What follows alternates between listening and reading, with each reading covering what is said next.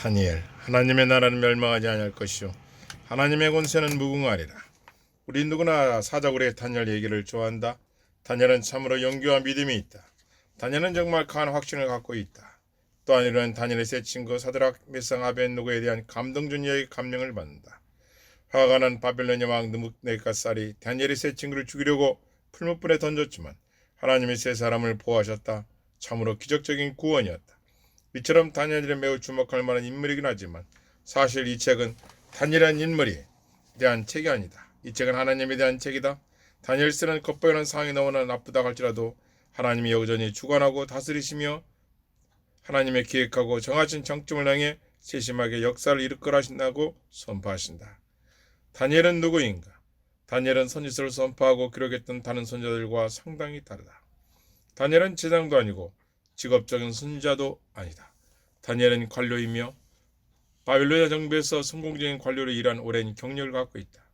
아직 어렸을 때 다니엘은 바빌로니아 정부군이 바빌로니아 끌고 간 첫 번째 폴에 속해 있었다. 다니엘은 바빌로니아 급속히 성장하는 제국에서 봉사할 것을 대비하여 훈련시키려고 예루살렘과 유대에서 작전해낸 작은 무리의 젊은인 사람 가운데 한 사람이었다. 다니엘서의 배경. 다니엘서 1장 1장 다니엘에게 시작 연대를 여호와김 제3년이라고 밝힌다. 다니엘서에 나타난 마지막 연대는 페르시아 왕 고레스 제3년과 연관되어 있다. 따라서 다니엘은 에셀과 동시대 인물이다. 예레미야의 노년기와 겹치는 것이다. 에스겔과 마찬가지로 다니엘의 역사사역은 바빌론에서 이루어진다. 다니엘은 바빌로니아인의 예루살렘 멸망시키고 생존한 이스라엘 대부분을 포로로 이끌어간다는 일이 벌어졌던 충격적인 격동의 시대를 산다. 다니엘서의 핵심. 다니엘서는 크게 두 단락으로 이루어져 있다. 1장에서부터 6장은 강한 믿음을 굳게 했던 다니엘과 친구들 이야기를 담고 있다. 그러나 이 단락의 주요 주제는 하나님에게 초점이 있다. 즉 하나님이 바빌로니아 페르시아 왕보다 능력이시다는 것이다. 아멘. 다니엘서 후반부인 7장 12장은 시야를 확대하여 미래는 하나님의 위대한 계획을 다루는데 특히 하나님의 세계 제국과 인간의 세계 제국을 대조시키고 있다.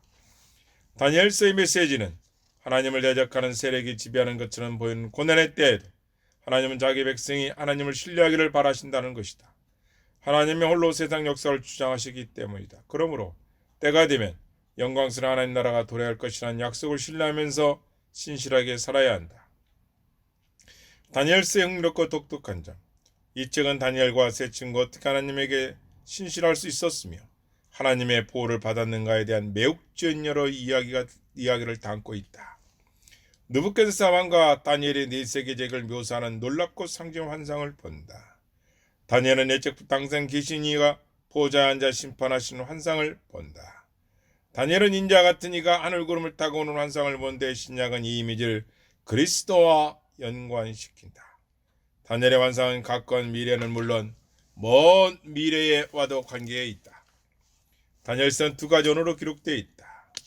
히브리어와 아람어로 기록되었으며 8장은 다시 히브리어로 기록되어 있다. 다니엘서의 메시지. 다니엘과 세 친구는 유대에서 바빌론으로 끌려가 바빌론 이름을 받고 바빌로니아 정부에서 봉사하도록 바빌로니아 교육을 기관에서 훈련받는다. 고국을 멀리 떠나 있는 데다 자신의 종교적 정체성을 포기하는 강한 압력을 받지만 이인의 젊은이는 모두 하나님에게 신실하며 부정한 음식을 거부하기까지 한다. 하나님은 이들의 믿음의 상을 베푸셔서 비범한 지식과 기량을 주심으로 바빌론에서 탁월한 성공을 누리게 하신다. 바빌론 느부갓네살은 다니엘 외에는 아무도 해석할 수 없는 신난한 꿈을 꾼다. 여러 다른 물질이 이루어진 거대한 신상에 대한 꿈이다. 다니엘은 이 신상이 현재 바빌론 제국부터 시작하여 네 세계 제국을 나타낸다고 설명한다. 7장에서는 다니엘 역시 네 제국을 나타내는 환상을 본다. 요점 앞던 것처럼 보이는 강력한 바빌론 제국이 지속하지 못하고 다른 제국으로 대체할 것이며 이어지는 제국들은 영화로움이 점점 줄어들어 마침내 하나님 이를 멸하시고 하나님 나라로 대체하신다는 것이다. 많은 사람이 느부갓네살의 한해의 정도를 풀무불에 넣은 사건을 잘하고 있다. 하지만 이 이야기는 다니엘서의 문맥에서 실제로 무엇을 의미하는지 계속 의문이 있을 수 있다. 느부갓네살은 새로 거대한 금상을 세우고 모든 사람이 거기에 절하고 섬겨한다고 명령한다. 다니엘의 세 친구는 명령에 순종하지 않는다. 세 사람의 완강히 화가 난 왕은 세 사람을 불타는 풀무불에 집어넣는다. 여기서 풀무불은 바빌로나의 유명한 생세품인 유약벽돌로 굽던 가마였을 것이다. 그러나 불은 새 젊은이를 죽이지 않고 왕이 불을 들여다보니 세 사람이 아니라 네 사람이 불석을 걸어다닌다. 이 이야기는 하나님의 젊은이들의 믿음이 어떻게 상을 베푸신가에 대한 이야기일 뿐만 아니라 히브리 폴에 대한 진술이다. 예루살렘을 멸망시키고 수많은 주민을 학살한 느부갓네살 왕은 이 세이브린이 바빌론에게 즉 자국 형태에 있음에도 불구하고 죽이지 못한다. 예루살렘이 황폐해 있을지라도 하나님은 느부갓네살가 바빌로니아님보다 강하시다. 아멘. 하나님이 느부갓네살을 낮추시다. 4장. 느부갓네살은 잘린 남에 대한 꿈을 꾼다. 다니엘은 마지막부터 이 환상이 느부갓네살의 자신에 대한 것이라고 알려준다. 느부갓네살이 자기를 낮추고 하나님의 능력과 주권을 인정할 때까지 사람에서 쫓겨나 들짐승처럼 살게 된다는 것이다. 이 꿈이 실현되어 느부갓네살은 들쥐처럼 살다가 하나님의 능력을 겸손히 인정한 다음에 왕위에 복귀한다. 벽의 글씨 5장. 시간이 흘러 느부갓네살이 죽고 다니엘은 노인이 됐다. 당시 바빌로니아 왕인 나보니우두스는 아라비로 옮겨갔고 나보니우두스의 아들이자 공동 통치자인 벨사살이 바빌론을 다스리고 있었다. 연회 중에 왕과 사람들이 예루살렘 성전에서 바빌로니아의 약탈한 잔으로 술을 마셨을 때 벽에 손이 나타나 글씨를 쓴다. 다니엘은 또다시 바빌로니아 제국의 멸망을 선언한 이 표정을 해석하고 글씨를 해독한다. 실제로 바로 그날 밤 메디안과 페르시안이 바빌로니아를 점령한다. 사자굴의 다니엘 6장. 다니엘 5장에서는 메디안과 페르시안이 바빌로니아를 무너뜨린다. 따라서 다니엘 6장은 페르시아 메디아 통치에 일어난 일이다. 이 6장 왕 다리오라고 불리는데 많은 학자가 고레스 대왕과 동일 인물이라고 생각한다. 다니엘은 또다시 하나님에 대한 믿음을 타협하라는 압력을 받는다. 그러나 하나님에게 기도할 그만두지 않는다. 이 이유 때문에 사형 선고를 받고 사자굴에 던져진다. 그러나 하나님 다니엘을 보호하셔서 사자가 다니엘을 죽이지 못하게 하신다. 아멘. 바빌론 왕이 다니엘의 하나님의 능력을 인정할 수 없던 것이다. 이제는 페르시아 왕도 똑같은 고백을 할 수밖에 없게 된다. 참으로 페르시아 왕은 이렇게 선언하므로 다니엘 1장 6장 요청을 직접 요구한다. 그는 살아계신 하나님이시오. 아멘. 영원히 변치 않으실 이시며 아멘. 그의 나라는 멸망하지 않을 것이오. 아멘. 그의 권세는 무궁할 것이다. 아멘. 다니엘서 6장 26절 말씀. 앞서 2장에서 느부갓네살은 다니엘이 설명한 대로 네 세상 왕국을 나타낸 여러 물질로 만들어진 신상에 대한 꿈을 꾸었다. 여기 7장에서는 이제 훨씬 늙은 다니엘이 역시 네 세상 왕국 내 환상을 본다. 다니엘은 독수리 날개라는 사자와 입이 새 갈빗대로 문 곰, 네 머리와 네 달락의 표범, 그리고 무서운 네 번째 짐승을 본다. 넷째 짐승은 다른 색과 사뭇 다르며 쇠로 된 이와 열 뿔이었는데 불새지 뽑히고 작은 뿔이 새로 난다. 이 작은 뿔은 교만이 특징이다. 그 다음 다니엘은 하나님의 무서운 넷째 짐승을 심판하러 임하시는 환상을 본다. 다니엘은 하나님을 예쁘도 항상 계신이시며 흰 옷을 입고 불같은 보좌에 앉아 계시고 셀 수 없이 많은 무리가 섬기는으로 묘사한다. 교만한 뿔이 멸망당하고 인자 같은 이가 구름을 타고 있으며 아멘. 일적부터 항상 계신 이가 영원한 자기 왕국을 세우신다. 아멘.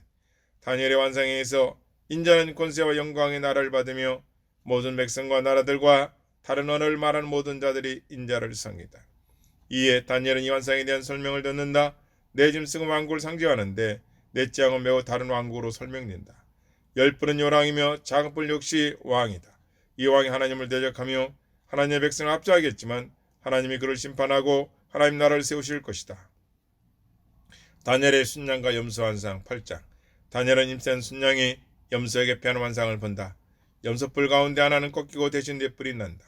그 다음 가브리엘 천사가 다니엘에게 환상을 설명해 주면서 순양은 다니엘의 말년에 다스리던 메디안과 페르시아가 분명히 밝힌다. 가브리엘은 염소는 그리스를 상징한다고 설명한다.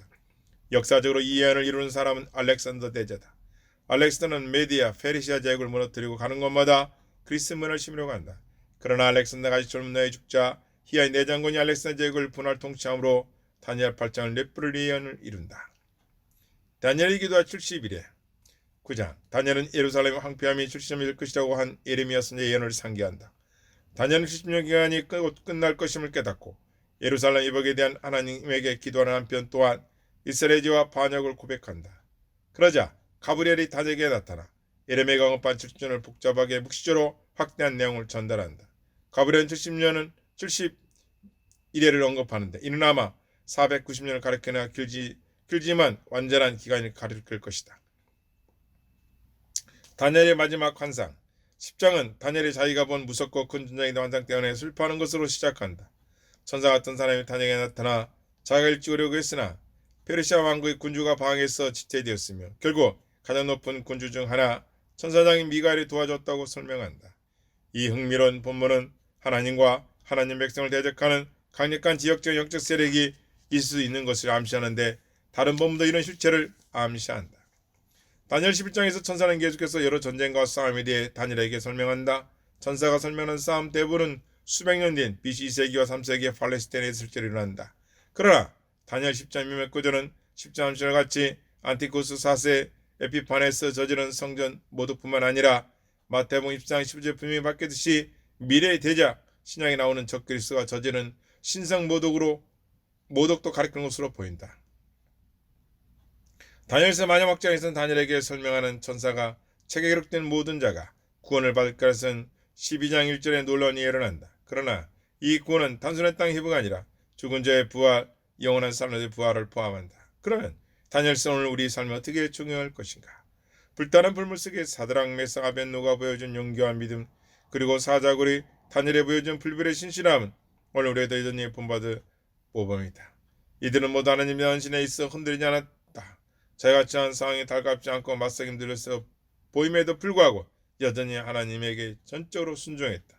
이 이야기들은 우리의 무난하나 불행한 상황이 우리를 압박한다 할지라도 주님을 위해 굳게 서라 우리를 격려한다. 아멘.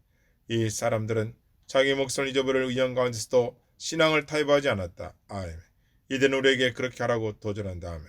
다니엘의 메시지는 오늘 우리와도 특별한 관련이 있다. 아멘. 다니엘은 하나님의 주권자이시며 하나님의 나라가 세상의 모든 적대 세력을 이기고 아멘. 결국 승리할 것을 우리에게 상기시킨다. 아멘. 이 승리는 우리가 죽은 자 가운데서 부활하는 것도 포함합니다. 아멘. 아멘. 다니엘서에 우리가 가장 좋아하는 구절. 땅의 티끌 가운데서 자는 자 중에서 많은 사람이 깨어나 영생을 받는 자도 있겠고 수치를 당하여서 영원히 부끄러움을 당한 자도 있을 것이며 다니엘서 12장 2절 말씀. 아멘.